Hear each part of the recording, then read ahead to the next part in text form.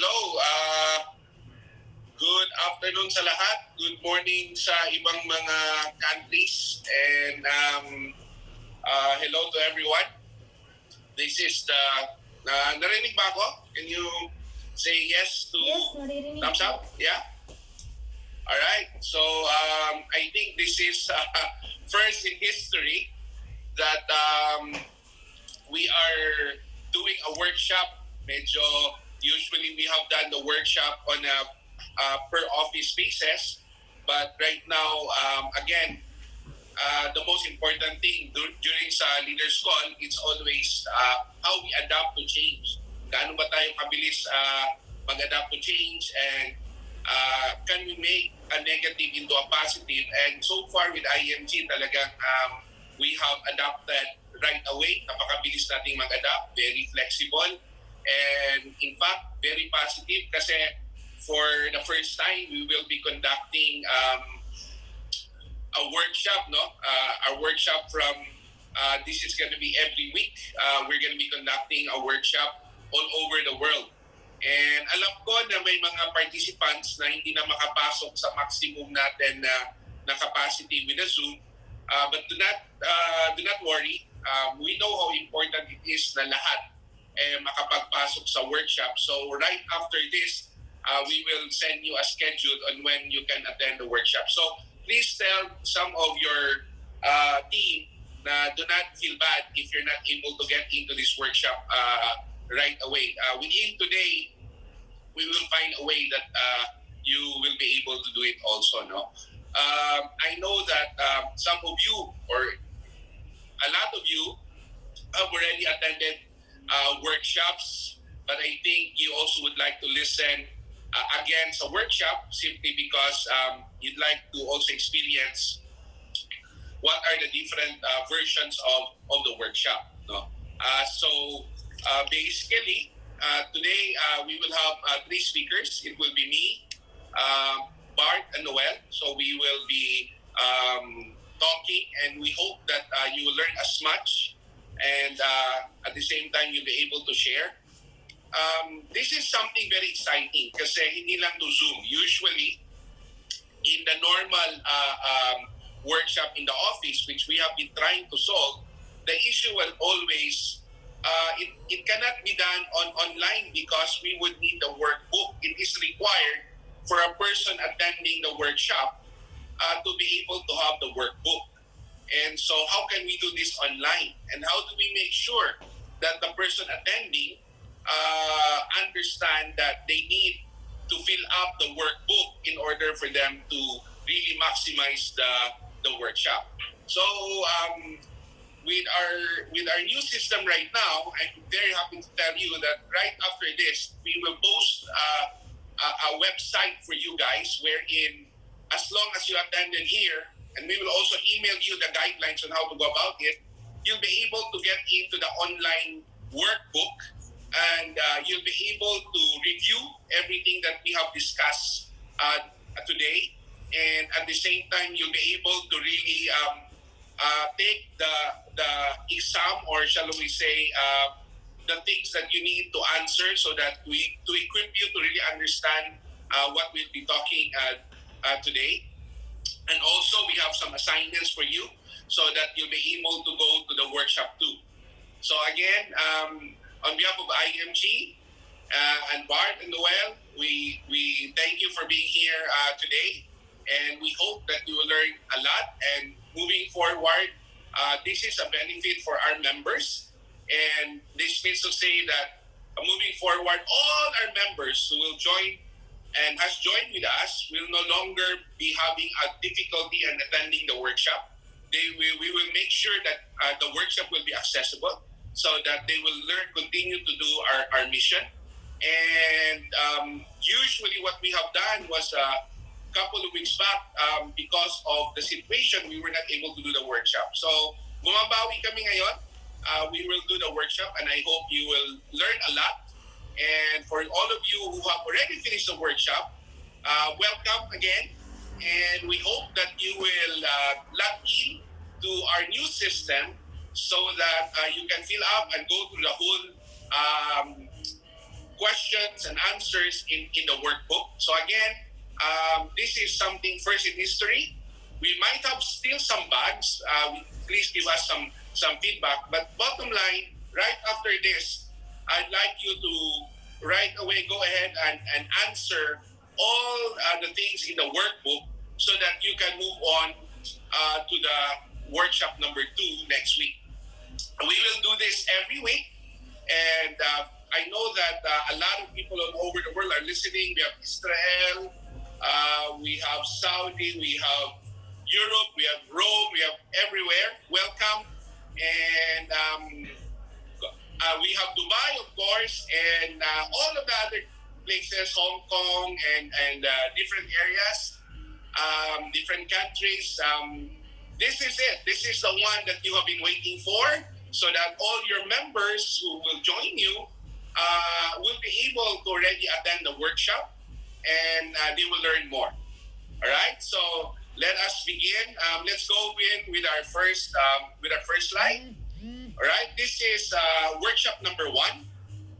This is increased cash flow and debt management. By the way, it is important that a person should not go to workshop 2 unless they attend workshop 1 first. So please take note of that. We will make sure that everybody has access to workshop 1 so that you'll be able to attend the workshop 2. Otherwise, if you do not attend the workshop 1, you will not be able to be admitted in the next workshop 2. All right? So welcome all, and let us start with the first slide. All right? Is money controlling you, or do you control money? Right? Next, please. Yes. All right. Let's stop there. Is money controlling you, or do you control money? I think most of everybody is always being controlled by money. Meaning to say, where the money is, that's what we work, even though we don't want to work or we don't like to work, simply because we're being paid. So as may kasabihan nga, there's a saying, and I don't know, oh by the way, I don't know, dapat ba English lahat or dapat pa Tagalog or Tagalog English, so we will probably make different versions. But the most important thing for me is that there are 3 kinds of persons in this world. 1, the people who loves their job but hates the pay, and the people who loves the pay but hates their job, and the people who hates the pay and hates their job. You know, and so basically, what we need to tell you is that in the minute you take control of your money and you know how to handle money properly, you will have freedom. And kung may freedom ka, then the most important thing is you love what you're doing and you also like making money. So you like the pay, you love the pay, and at the same time, you love what you're doing, right? With this financial foundation education program, you will learn a lot of things. Number 1, of course, how money works better for you. So, na-maximize mo yung pera mo. Because a lot of people, they work very hard for their money. But after working for 30 years, they end up still not having any money. The reason for that is because of lack of education, right? So, importante yan that, what you call this, that you will learn how to let money work for you, right? So, usually, ang pinaka-master natin is we learn how to let we always work for the money. But here in IMG, we want to teach you how to let money work for you. Maraming wealthy people, palagi natin tinatanong, bakit? Ako nagtatrabaho, we work pretty hard, but how come I still work all the time? And then I see a person, a wealthy person, sometimes he doesn't really work, but how come he has a lot of money? And sometimes we feel bad. Actually, the only difference is that person learned that while he is not working, money is working for him. So it's very important. The first lesson that you should learn is in your life, you must have a plan how to let money work for you. Now, of course, we work for the money. Pero there has a time that you'll say, money, pera, ikaw na ngayon ang magtatrabaho para sa akin at ako na yung boss. And I hope you will learn that. And I hope that will be there in your future. All right? So, we will also teach you how to save money properly, right? Please go into the next, please. And we will also teach you understanding investments and to how to build wealth. Importante yan. Maraming tao, they think that all investments are the same, but actually, you need to really understand it properly. Otherwise, you cannot build wealth if you only save. Kasi may dalawa yan. Saving the right way and saving the wrong way. Doesn't mean that you are saving, that doesn't mean you're saving the right way.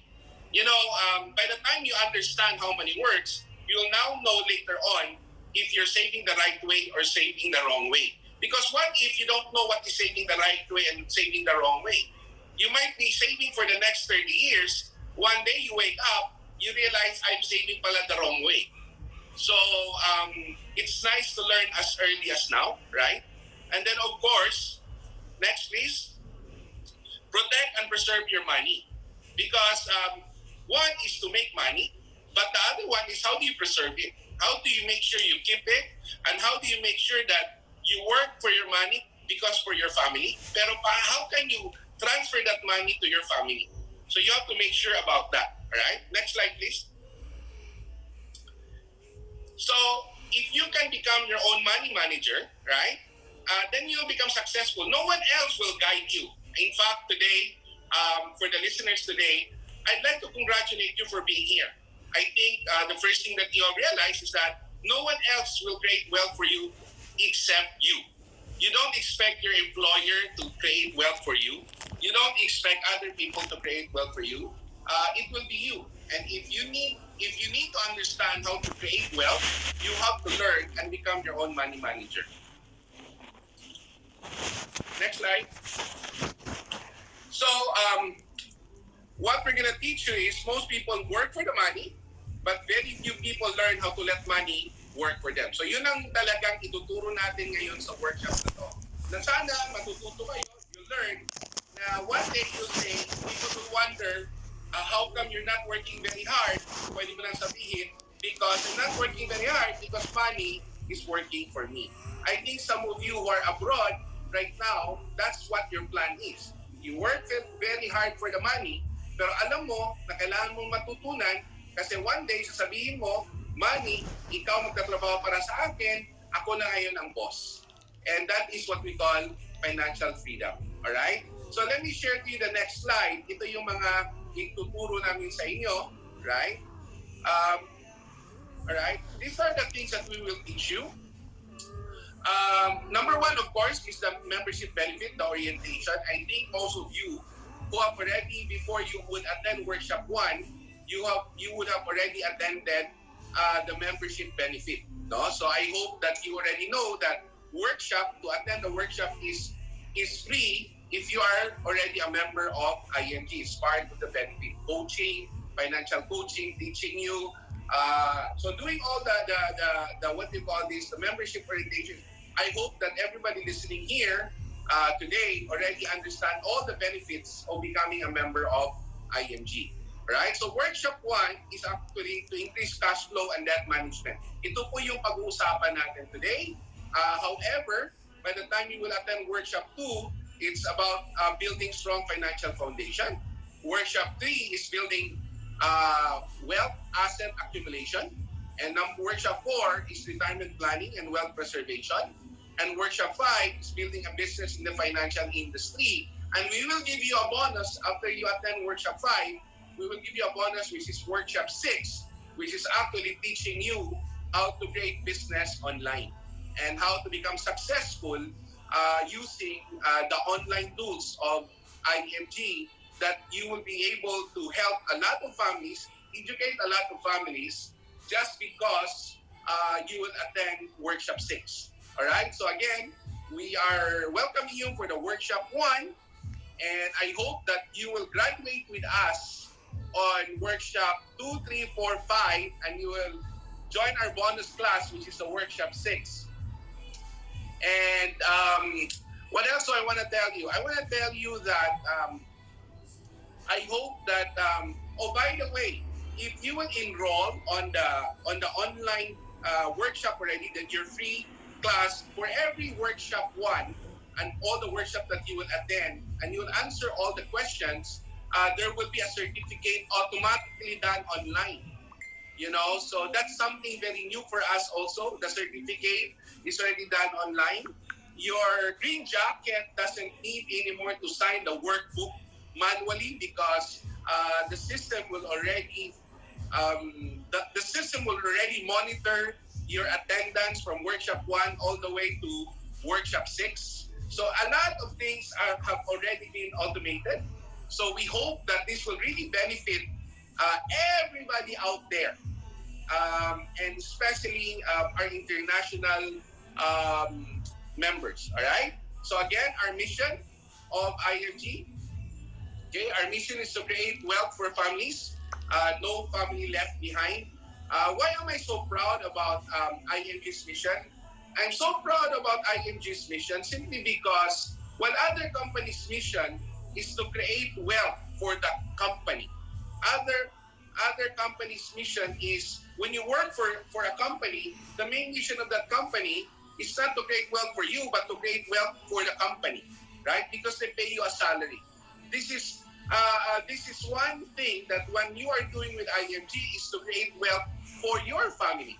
So the company's main mission, only main mission, everything that we do actually is to create wealth for you.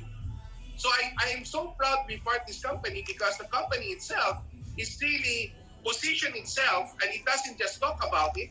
They internalize the mission so that the mission's main system is to create wealth for you. So whenever people wonder, what do you do there in ING? Well, we create wealth for families. And if you understand that, and with our heart right now, creating wealth for, I think we're very unique. We're the only company out there that positions ourselves, do everything we can. At the end of the day, our main mission that we can say mission accomplished is when we create wealth for families and no family left behind. Meaning to say, it's family we would like to help. It doesn't matter who you are, where you come from, what you do, what background you have. As long as you're part of this company, we're there to create wealth for you. All right? And our vision is very simple. We want to build a new financial industry, right? What do we mean by a new financial industry? Our vision is one day the whole world will understand how to save properly. Our vision is that the whole world, all our friends will no longer be scammed. They will no longer make a mistake.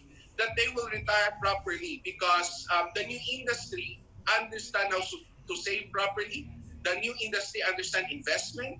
So when you talk to these new families, to the new industry, they understand how to let money work for them. So meaning to say, once you talk to a person, the way he talks, okay, let me see what's going on here. Uh, the way he talks, basically, is that you will already know that, oh, this person is from IMG. Because just the way he talks about how to let money work for him. He talks about that he is the boss of money. He talks about he is in control of money. So meaning to say, the person now is no longer ignorant in the financial industry. People will always say to us that, maybe financial education is only for the wealthy. No, financial education is for everyone. And so if you understand our vision, the vision alone of this company, see, when you join a company, the most important part of the company, so you know what the company is doing, is always what is the mission of the company? What is the vision of the company? Imagine our vision. On a grand scale, right now, we have the 10M 2025. We want to educate 10 million families by year 2025. I even feel that we can educate more than 10 million. And we will make the new industry, wherein the new industry are not financial ignorance. They are very a person who is very knowledgeable. These are the people who love their family, and they do it right, and they do it with pride because they love their family. These are the people that they understand that I can save small, but eventually it will become big. These are the people who understand that if I am doing it properly, I will change my life. So again, our mission is to create wealth for families, which is to create wealth for you.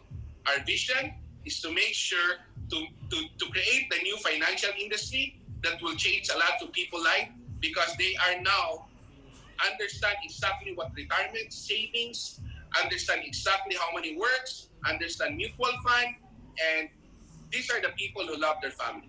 That is our vision. All right? So as we start, let me introduce to you our first speaker for our workshop one, increased cash flow and debt management. Let's welcome Mr. Bart Borja. Alright. Good afternoon, IMG. Thumbs up nga kung okay yung audio ko. Okay. Tuloy-tuloy pa rin ng financial education kahit naka-lockdown. So, thank you. Thank you for the time na suspend nyo dito sa training natin. And this is, sabi nga, Joy, this is the first time that we're having the workshop sa Zoom. And well, we will keep this every week. Lalagyan natin ng mga workshops. Anyway, for workshop 1, we will be discussing increasing your cash flow and debt management. Now, let's talk first about increasing your cash flow. Sa increasing your cash flow, there are two major things that really two major factors that you have to consider. First is when you increase your cash flow, first you have to review or minimize all the expenses that you have in a daily or monthly period. So titingnan natin. Teka muna, pwede ba ako magtagalog? Thumbs up na. Baka mamaya may hindi nakakaintindi. Okay, so when increasing your cash flow, you have to review all expenses and you have to minimize it. Kasi marami tayong makikita, especially when we list down. Many people would often tell me, bakit wala na, pigang-piga na ito yung gastos ko eh. Na-review ko na to. Pero sinasabi nila lang yan. Pero kung lilista nila yan, ang dami nilang makikita at mami-minimize nila things that really parang unnecessary. And for me, second factor that you have to consider in increasing your cash flow is kung wag mo nga asahan yung what you have right now. So you really have to look for multiple streams of income. And one is that what we have in IMG is providing them a second income business in IMG. So those are the two main factors for me that really would be magiging makaka-contribute sa iyong pag-increase ng cash flow. And in increasing your cash flow, we really have to check if we're spending the right way versus the wrong way. Many people would often think that they're spending the right way, but only to find out there are so many things na hindi naman pala tama, na puro yung mga expenditures niya mali. And especially whenever kala nila nagsisave sila, pero wala rin eh. Only to find out many years from now, talagang walang nangyayari sa savings nila. So that's where we really have to check if we're spending it right. And you know what? Come to think of it, what do we see whenever, well, we see money? Do we see security? Do we see expenses? Do we see spending it? Do we see... Basically, whenever we see money, whenever there's money, we see the power of money. The power of money is whether you use it in a negative or a positive way. Negative way, there's temptation. Then from temptation, you see the power of money, then you spend. But if you see it the positive way, then you control the money, then you know kung saan mo dadalhin ito. So basically, in increasing your cash flow, you really have to use it wisely. So can you show the first slide, please? It isn't about how much money you make, but how much you keep. Yes, can you continue? Here at IMG, we know that money isn't the greatest wealth, applied knowledge is. Now, that's what one good thing, very unique about IMG. We apply what we learn in IMG. There are so many things out there, many seminars that you will hear, many people talk about money, but do they really practice what they preach?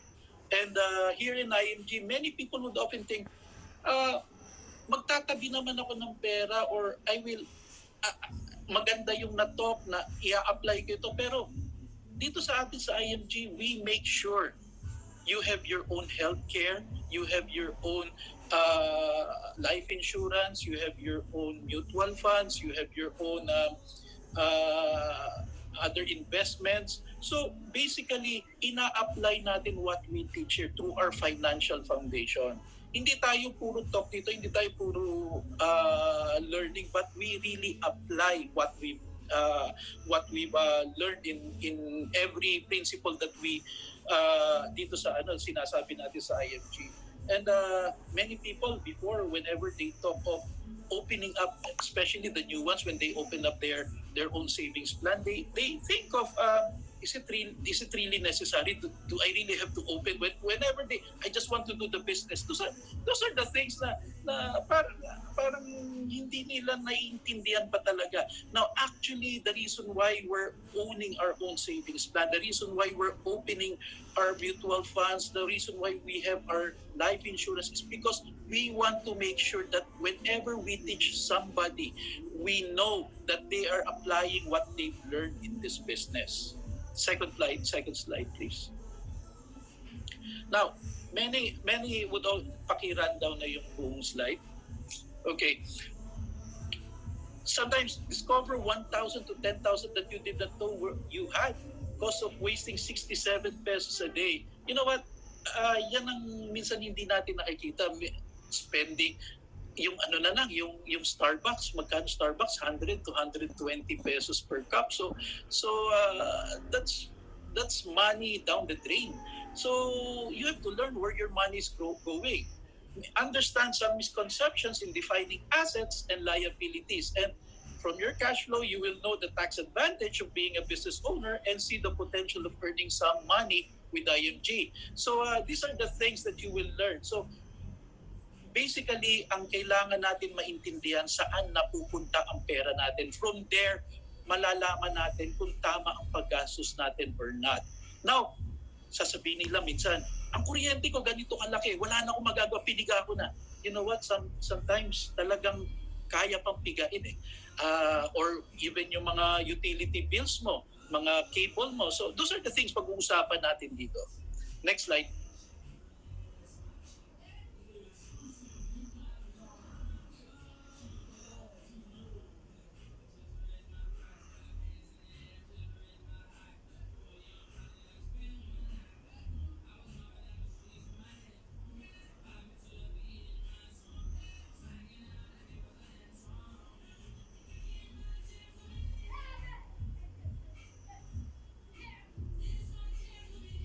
Please.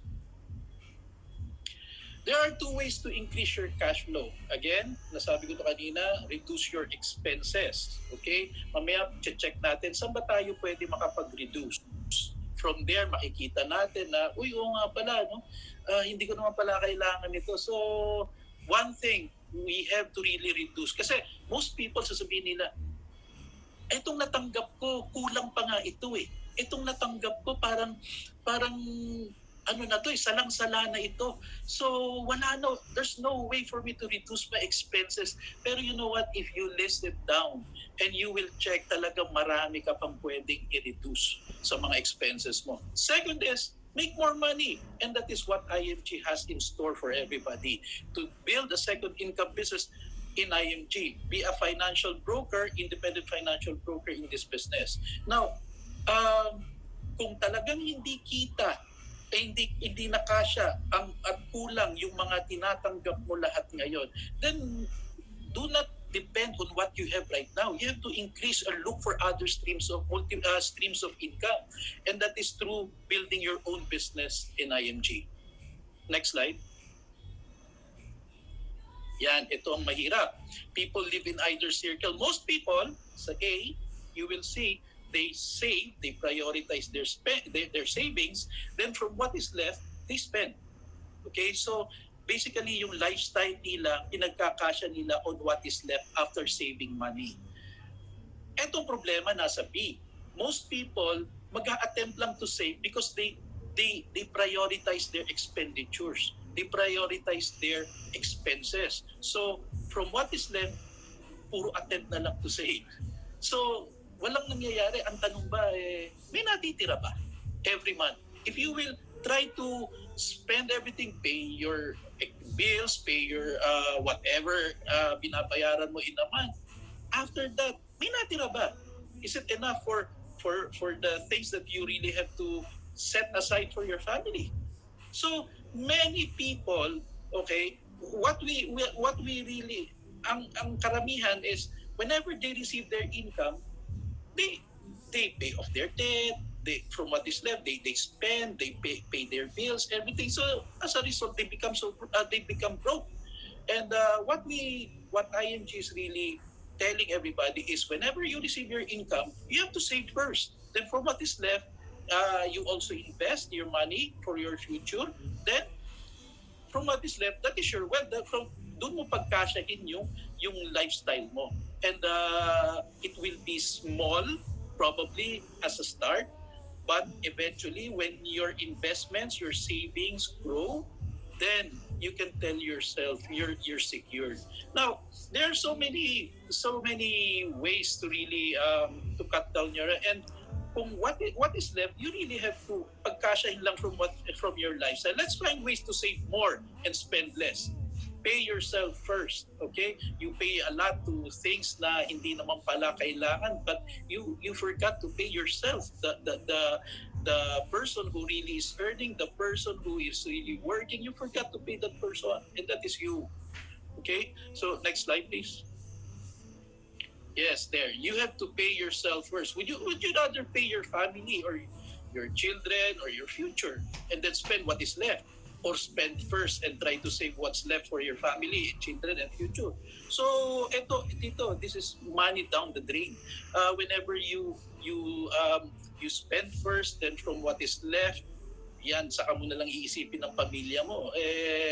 For example na lang, car insurance, di ba? Whenever you have a new car, you buy insurance for your car, but does your family insured ba sila or may security ba sila? So sometimes prioritization or things like kung ano yung mga dapat natin paglaanan, yun ang nakakalimutan natin.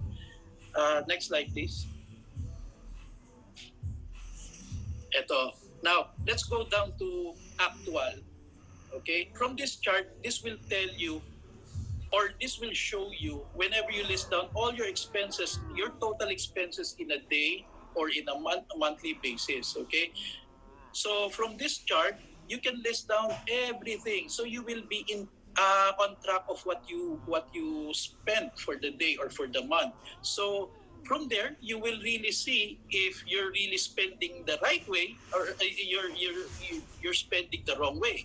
There's a reminder here. If I purchase an item today and charge it, will I be able to pay it in full when I get my next bill? Ito, we're talking of credit cards here or probably some other debts, yung mga utang or whatever. Pero, come to think of it, ang credit card dapat yung, anong tawag doon, yung credit limit. Okay? Yung credit limit mo, huwag mong susundin yung credit limit ng credit card mo. Most of the time, yung credit limit ng credit card mo is higher than what you are receiving on a monthly basis. So kung sasagarin mo ang credit limit ng credit card mo, your income will never be enough to pay it in full.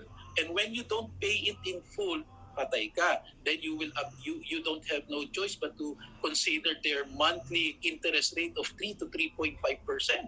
And that is, from the rule of 72, you will see kung gaano ka papatayin ng ganong kalaking interest. That's why debt is pronounced as debt because debt can be a cause of your debt, di ba? So, yun ang nagiging problema dyan. So from here, from this chart, you will really see your monthly expenses. Kasi, you know what? Before we check what are the unnecessary expenses, we have to list it down. All the expenses that you have in a monthly or daily basis, you have to check, you have to list it down. If you will not list it down, paano mo ma-check kung talagang nasa tama ang paggastos mo or not? Okay? So, next slide please. Yan. These are the areas where we can reevaluate to find money to save. Okay? Possible things like eliminate or reduce premium cable to basic level. By the way, I don't have any cable in our house. I only have TV Plus. so so so from there I can one good thing na yun, nakakat ako ng cable.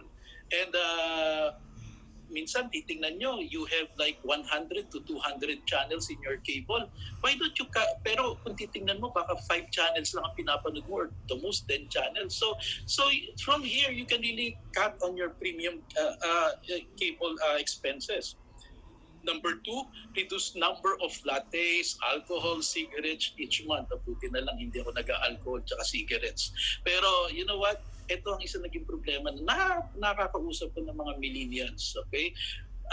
Siyempre, di ba, alam niyo naman, yung call center, ang daming pumapasok yan ng mga kakilala nating mga millennials. And their salaries are kind of high for them, especially for single people. And I know somebody who, before working, who was still a student, who basically he has no problem when it comes to money.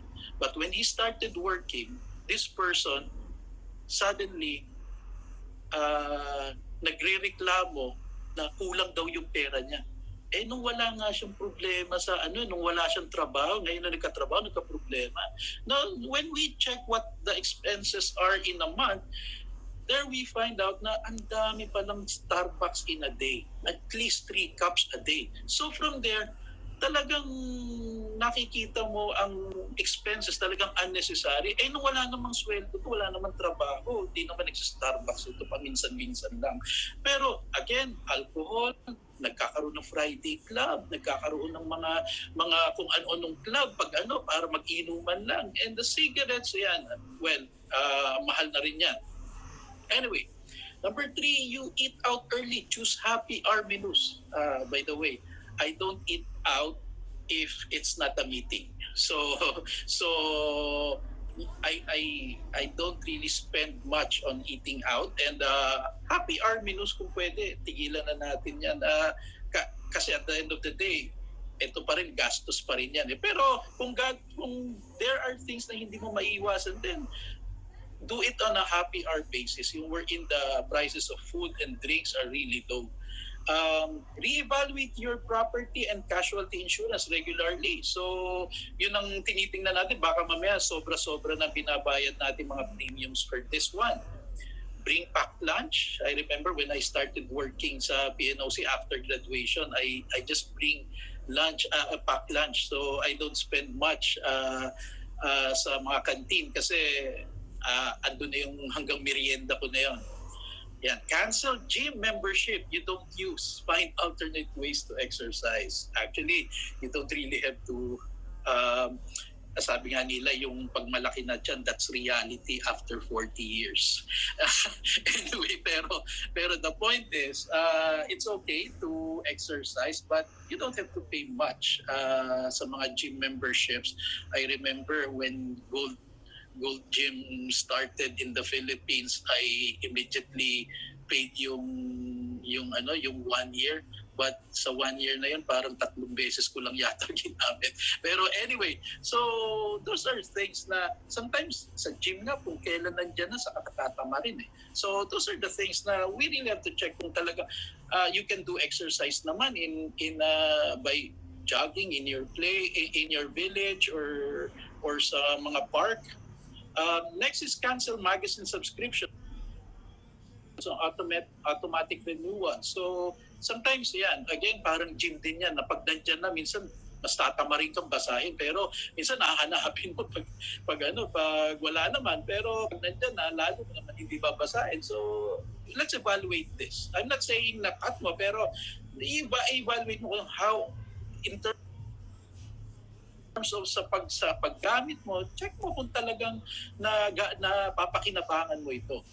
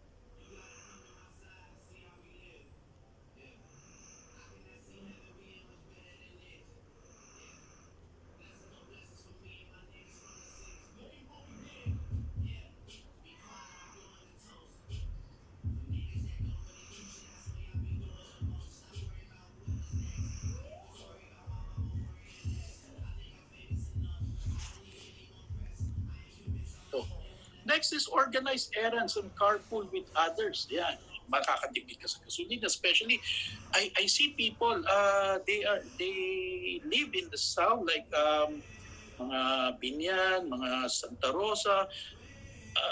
Well, if they tapos they work in Makati or some work in Quezon City. So from this, you can really save a lot when you do carpooling or you organize your trips or things like that. So para isang labasan na lang, talagang kung malayo pupuntahan mo, then kung pupunta ka sa Makati na malayo sa inyo, then you can really plan it in a way na isang lakaran na lang, menos gastos ka pa sa mga gasolina. Do own chores. Yan. Well, sa mga chores natin, there are people, baka masyadong you pay a lot of things like sa mga laundry, sa mga palinis, o sa gardening, or whatever, sa mga cooking, things like that. So maybe you can minimize this. You can consolidate and things like para malesen natin itong mga yung paggastos natin sa mga dapat sa bahay. Save on electricity like aircon, electric fan, flat iron, etc. Okay, I'll give you one person.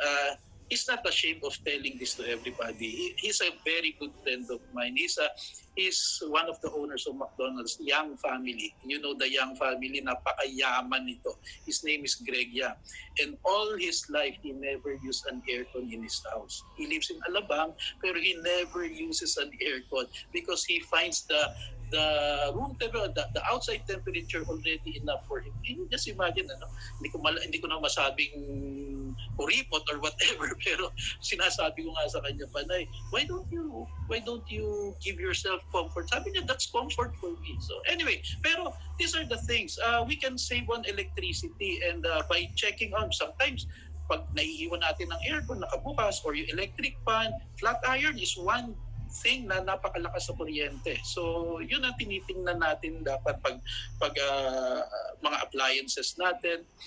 Use of coupons for groceries and dining out. We get a lot of this.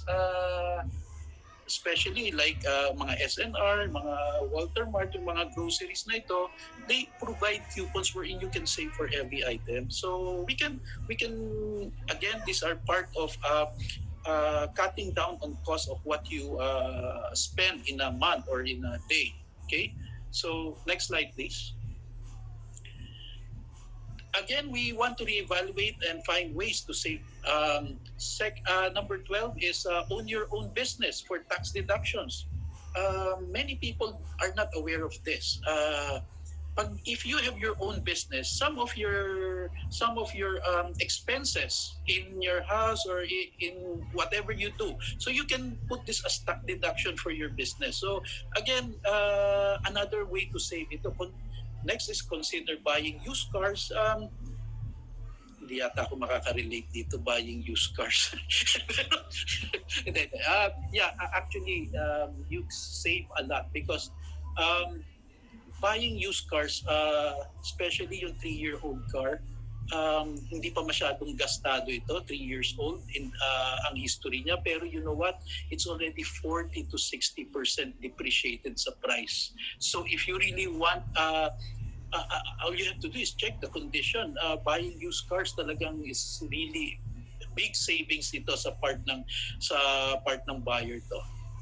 Play free video games, okay? So sa mga bata, okay, and ang mamahal ng ano ngayon yung mga sa PlayStation, yung mga bale, mga cartridge, libo to pag pinag-usapan, but you can really cut down on this if you just yung play free video games. Cut down on online subscriptions, okay? And there are sometimes, diba, pag nagda-download tayo ng app, we spend and come to think of it, pag na-spend na natin at nandiyan na yung app, di naman natin talaga kailangan So you can cut it. You can talk to your credit card company and cut some online subscriptions. Avoid ATM fees, checking and savings account fees, overdraft charges, bounce checks, money orders, etc. Yan, minsan hindi natin nakikita ito. We sometimes for convenience, we withdraw money, we use ATM of other banks, but actually many people don't know na may mga charges ito, may mga other charges ito for like service fees or other account fees. So especially yung mga pag-issue nyo ng check, pag-handle nyo ng check, you really have to check kung ano natin, kung para maiwasan natin yung mga unnecessary expenses dito. Next is reduce gas and parking costs. How much could you save by carpooling, walking, biking, or taking public transport? So these are the things na minsan, kagaya sabi ko kanina, kung masyadong malayo naman ang pinanggagalingan mo, then do carpooling or probably take public transport. I remember I have a friend sa his factory is in Caloocan and his house is in Makati. What he do is he takes the MRT going from Makati. Ihatid lang siya ng driver niya sa Makati sa SM na MRT station sa dito sa Glorieta. Then from there mag-MRT siya going to Caloocan. Sa Caloocan, andun naman yung service ng company nila, susunduin na siya, so dadalhin siya sa factory nila. So, come to think of it, yung nasi-save niya sa gasoline, everything, pati sa time, actually, nakakatipid siya ng malaki kasi wala iwas siya sa traffic, especially, alam niyo naman ang EDSA, nung time nung traffic talagang grabe yan. Number 18, you can cut down on shopping. Shopping, clothes, and gadgets. Ayan. Many people would often say, shopping is like a therapy for them. Pero, you know what? You know what? Actually, if you don't have anything na kailangan namang bilhin, umiwas ka na lang. So, those are one thing that you can really save a lot. Sometimes clothes, gadgets nga. Nakukuha mo na minsan ang cellphone, nakukuha mo na lang ng libre, binibigay lang naman ng mga telecom company yan ng libre, mga cellphone. But sometimes, minsan, keeping up with the Joneses, kaya gusto mo bago yung phone mo, yung mga things like that, gusto mo ba? Actually, I saw a lot of people na high-end ang mga phone nila, pero hindi magamit na nila call and text lang. So, yun ang mga isang way na mas makakapit tayo. And spend less on gifts, things like that. So, yun ang mga natin, titignan din natin.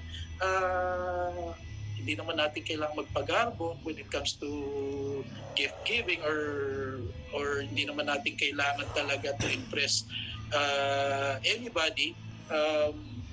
What importante, what you give is really what they want or what is needed. Something that will really be parang I remember I have some friends who are really rich, but whenever they give out gifts, something that are useful like mga soap, mga lotion, yung mga ganun lang, hindi naman kailangan na bigyan mo na napakamahal ng mga gamit. Okay? So those are the things that where we can evaluate our expenditures in order for us to save money. Next slide, please. Okay, so from there, okay, we have to check between what we want and what we need. So cash flow is a decision. And from there, pag na-check na natin, ito yung mga things na pwede natin saan tayo makakatipid, then from there, we can really cut down. We can minimize, we can review all our expenses, we can really save and probably get some money. I remember nung nag-lockdown si President Duterte nag-announce pipigain niya raw bawat ahensya kung saan siya makakabunot ng pondo para makapagbigay sa mga nangangailangan. Parang ganito na rin yan Parang hindi naman kailangan ng lockdown para i-check mo expenses mo You really have to squeeze it in a way na remove all unnecessary expenses. Check whether you want it or you need it. Okay? Next slide, please. Take control of your cash flow. What is the cost of wasting versus investing? That 67 pesos per day earning 10% annually. My God, maraming tao na hindi nakikita ito unless ipakita mo talaga sa kanila ito. And 67 pesos a day, sometimes hindi natin napapansin. Isang pantip nga lang natin to sa mga tao dyan sa tabi-tabi. So sa mga restaurant, pinapangtip nga natin 100 pesos. Pero what is 67 pesos a day? If we really see the value, then we will be siguro mas maaano natin, mas screen natin ang paggastos natin, pagbitaw natin ng pera every time. So, come to think of it, 10 years at 10% annually, 67 pesos per day is already 420,740 pesos. So, eto pa, kung 20 years, 30 years down the road, actually, that's 67 pesos per day at 10% annually is already sa 20 years, 1,512,040 pesos. So, ito, sa 30 years, 4,342,630 pesos. So, kung titingnan mo, 67 pesos per day, ang dali mong gastusin. Pero 30 years down the road, especially those people who already did this, tanongin ko kanyo, meron ka na bang 4 million? Diba? Tingnan mo ngayon ng pocket mo, tingnan mo ngayon ng bank account mo, 30 years, yung pagtabi mo ng 67, may 4 million ka ba na itabi? So, ito natineglect natin. Paano kung 100 pesos a day? Yun, or 200 pesos a day, or, well, yun, it's up for you to decide. Yun yung mga unnecessary expenses. That's the reason why you really have to squeeze everything in. Whenever you spend, you have to check if it's a want or a need. So we have to check. Kasi tingnan nyo, sayang, 67 pesos per day. 30 years down the road is 4 million. My God. So yun ang mga titingnan natin. Next slide, please. So determine where your money is going. Dito, i-itemize na natin. So, what we recommend is, syempre, you have to check your net income muna. Okay? From your net income, well, when we say net income, this is after taxes. Okay? So, from your company, let's say, for those employees who are receiving salary, now you remove your tax, then from what is left, yun ang pagkasyahin mo. So, from what is left, you first give, syempre, we have to give our tithes 10%. Lahat naman yan, utang natin sa itaas, sa ating Creator, so sa ating Panginoon. So, bigay natin ito. Magbigay naman tayong 10%. At least, that's what we recommend, at least 10%. You can give more. It's up to you, but 10% is at least yung what we recommend to give out for your tithes. Sa savings, then after giving out sa charity mo, then save for yourself. Okay? Time to protect naman, to pay yourself first. Time to protect yourself and your family by providing savings another 10%. So, and for your retirement, ilas mo na rin another 10% for your retirement. So what is left is 70%, and from there, from your 70%, then yun may pagkasyahin mo sa lifestyle mo. And the reason why hindi nagkakasya, most people would often say, eto na lang matitira, 70%, hindi kakasya ito. Pero kasi kaya nila sinasabing hindi kakasya yung 70%, kasi nasanay na sila doon sa expenses na yung buong kinikita nila, yung buong net income nila. And most people, they spend more than what they receive. Kasi iba, tatanggap ng 10,000, ang gastos in a month, 10,500. Kasi may credit card. So they spend the other 5, ubos na yung 10,000, ubos pa yung 500, papunta sa credit card. So those are the things kailangan i-review. From what is left, let's say 10,000 na na-receive, for the sake of giving an example, 10,000, tanggalin mo 30%, 7,000 na tira, kung ano ang lifestyle mo, doon mo pagkasyahin sa 7,000. Kasi most people talaga, siguro nainggit sa kapitbahay, nainggit sa kaibigan, so, or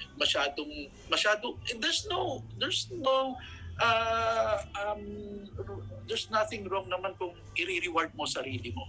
Okay? It's okay.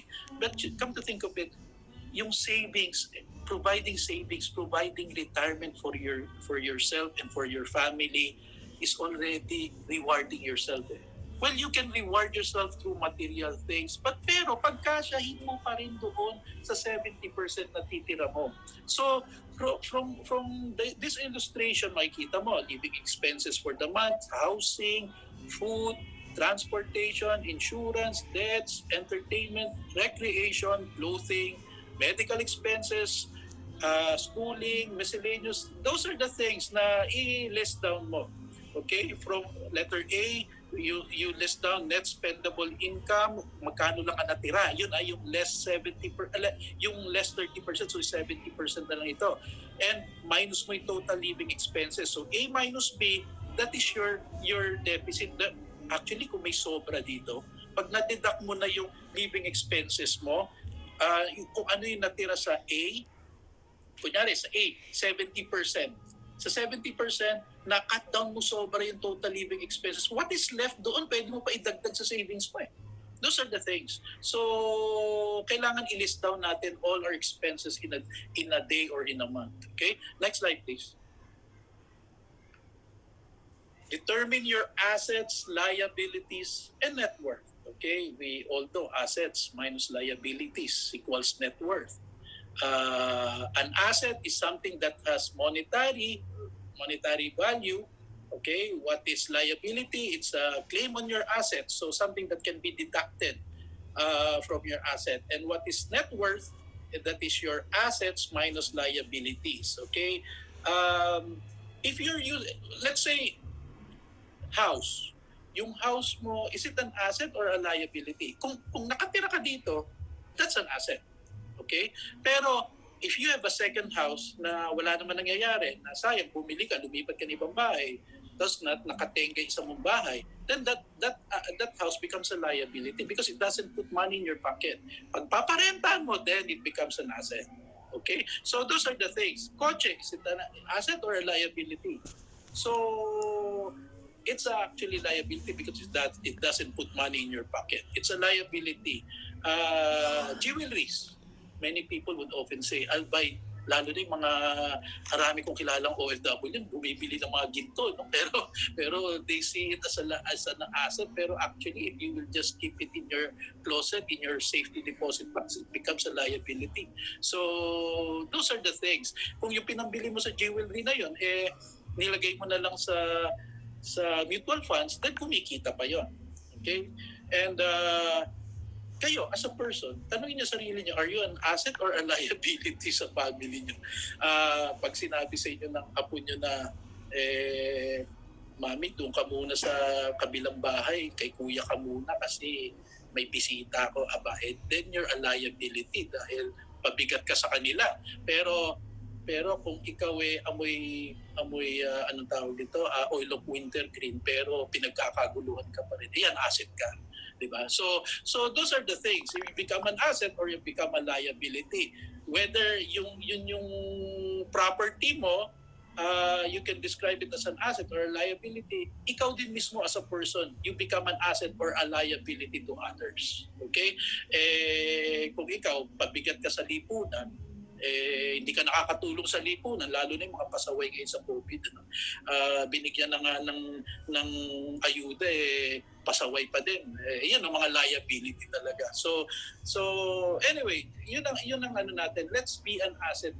Let's mag-ipon tayo ng asset, and at the same time so that we as people, we also become an asset to everybody. Thank you. So next slide please. Yan. Determine your assets, liabilities, and net worth. Okay? From your real estate, mortgage, line of credit, rentals, cars, boats. So from here, you will see if it's an asset or a liability.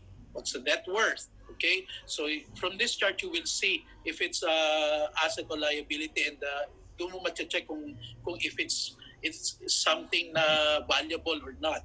Liquid assets are checking, savings, money market, stocks, bonds, CDs. So yun ang mga liquid assets natin. Other assets like pension, retirement, life insurance. Okay.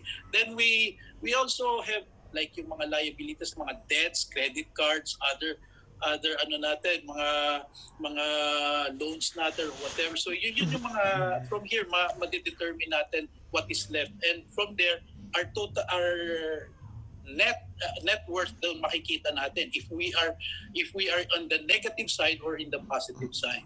Okay? Next slide please. Okay. So as a thought, from Rich Dad Poor Dad's definition of asset and liability, asset is something that you put money in your pocket, and liability is something that will take money out of your pocket. The rich buy assets, the middle class buys liabilities. They think they are assets. Yeah.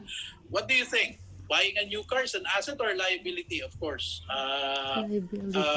If it's something na gagamitin mo for carpooling, nakakatipid ka sa pagpasok mo sa trabaho, makaka-save time ka, siguro, well, at the end of the day, baka mas matipid pa rin yung mag-commute ka. So, buying a new car becomes a liability. Pero check mo rin, yung expenses mo against buying a new car, it might become an asset. Okay? And yun ang ano natin.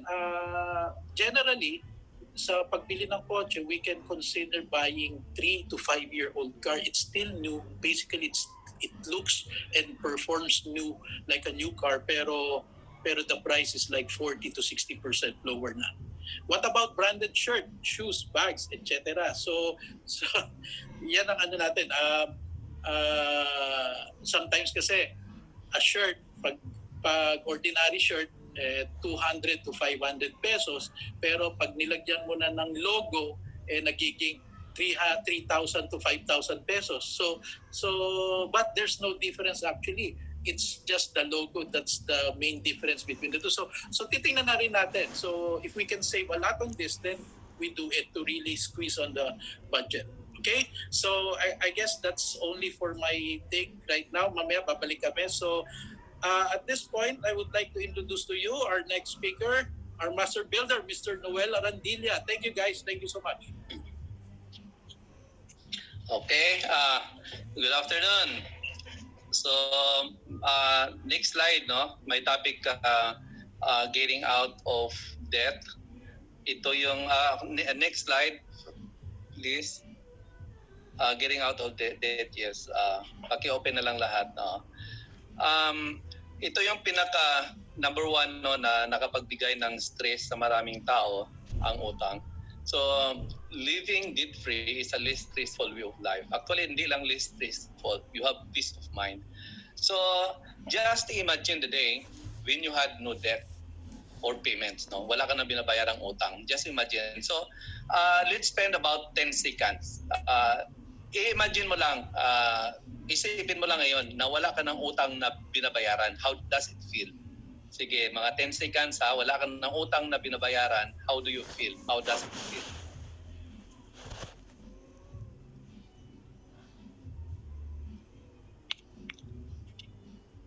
Okay. So, masarap, di ba? Masarap. Ini-imagine mo pa lang, masarap. Alam mo, mas masarap kung talagang wala ka ng utang. So, bigyan natin ito ng priority na talagang we have to get out of the debt trap. And dito mo nakita na sana I live simpler life before. Hindi sana ako nalubog sa utang. So, kung walang pang utang, talagang iwasan talaga natin yan, and we have to live a simple life. Pag may utang na, hanapan talaga ng paraan na makawala sa utang. So if you could use your income for building financial freedom, how much better would life look and feel with no financial stress? So sana yung income mo papunta na sa investment, papunta na sa healthcare, papunta na sa life insurance to protect your family. Yun ang masarap, no? Kung wala kang utang, mas maraming income papunta doon. So you have to cut down your debt, pay off your debt, reduce your responsibility. But it requires commitment. It requires discipline. And you can get out of debt. So without commitment and discipline, impossible yan. So you have to have highest level of commitment, highest level of discipline, so you can get out of debt. Next slide. So ito yung sa pinakamarami, credit card debt. So not just credit card debt, marami rin, personal debt and everything. So let me discuss some strategies for reducing credit card debt. So number one, huwag ka nang mag-incur ng additional credit card debt. Gusto mong mabayaran, di ba? Bakit mo dinagdagan? So, wag mo dagdagan, and we have to live below your means. So, below, no, not within your means. Kasi live within your means. Ubos din, live below your means. So, use cash. Mas nasasayangan ka kasi pag cash ang ginagamit mo eh. Debit card para yung laman lang ang magagastos mo, or prepaid credit cards. And pay only for what is necessary, yung needs, no, like food, mortgage, insurance, utilities, education, yun lang dapat i-priority natin. Yung mga wants, wag yun. And cut out unnecessary expenses like cable TV, tech upgrades, panay kain, panay mga shopping. You have to cut out that. So, limit as much as possible sa need, and minimize, no, kung you cannot eliminate yung wants, spending your credit cards of wants. So in the US right now, as of January 2013, there was 2.8 trillion in consumer debt. And again, in the US, the average family owes every family, $15,950 in credit card debt that they carry month after month. Pinapakita lang natin to kasi wala tayong statistics sa Philippines. But what do you think is the situation in the Philippines right now? Next slide, please. Next slide. Nasa next slide na ako. Sige. More. So, what do you think is the situation in the Philippines right now? Alam niyo sa US, like credit card, interest rate is only about 15 to 18% per year, per year, no? That's in the Philippines, that's about 3.5% a month times 12 is 42% per year. So, mas malala ang situation siguro sa Pilipinas when it comes to credit card debt problem. So, anong gagawin natin? Freeze your credit card. Itago mo yan. Next slide. So, there are two ways to freeze a credit card line.